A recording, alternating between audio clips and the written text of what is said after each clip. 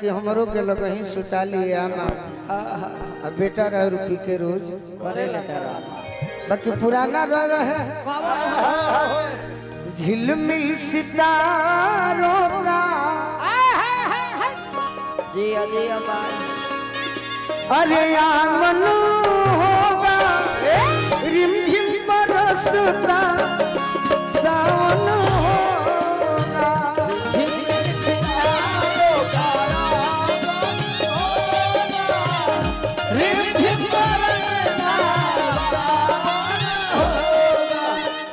जेकरा घर में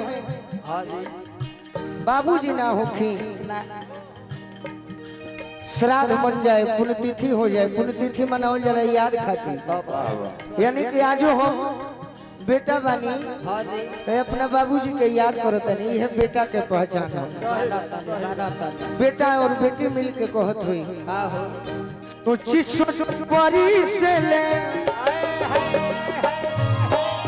सोची सोची बड़ी से ले हमारो नजरिया बाबूजी के बिना सुना भई बायो तरिया बाबूजी के बिना सुना भई बायो तरिया बाबूजी के बिना सुना भई बायो तरिया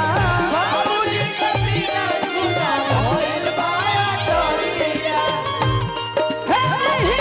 तो हो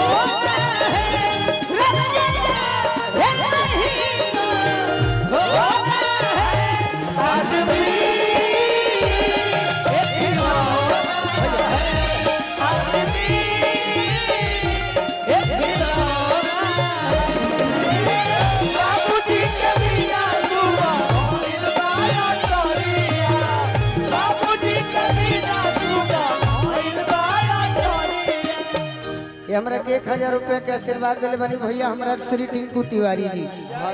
अपना बाबूजी के याद में हमनियों के गावे के मौका मिलल बा टिंकू भैया के बार बार प्रणाम करो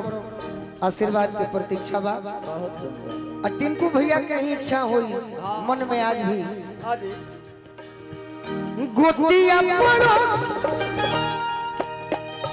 गौआ जवार जुटल गोतिया पड़ोस बा बाबूजी के बिना मनवा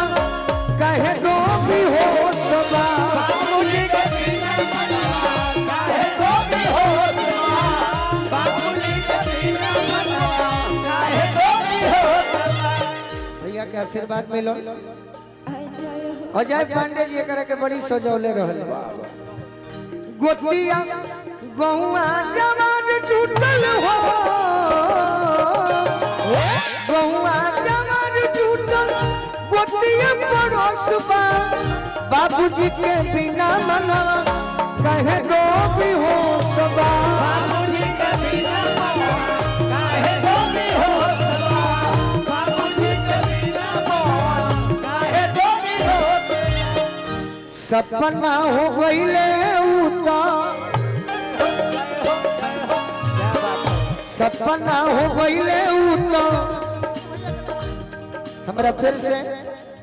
बड़े भैया हमारा श्री टिंकू तिवारी जी की ओर से हजारों रुपए के सम्मान मिलल बार बार भैया के प्रणाम आशीर्वाद के प्रतीक्षा बा सपना हो गईले उता सौसे उमिरिया बाबूजी के बिना सुना भई बायो तरिया बाबूजी के बिना सुना भई बायो तरिया बाबूजी ये हमरा भोला भैया की ओर से बड़ी बड़ी आशीर्वाद हजारों रुपया रेडी दीपक जी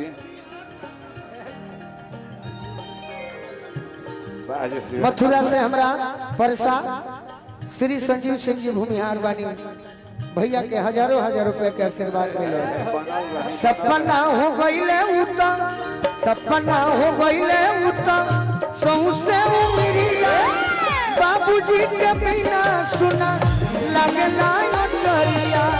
बाबूजी के बिना सुना लगला तरिया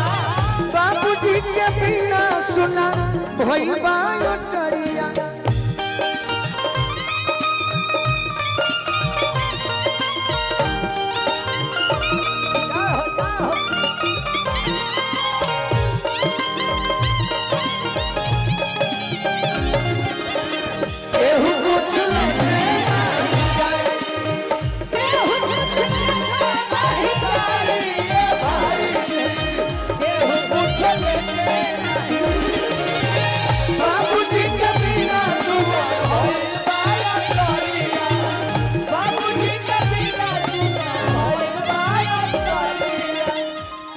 बुढ़िया माई आई बड़ी अपना लड़का के लिया जाए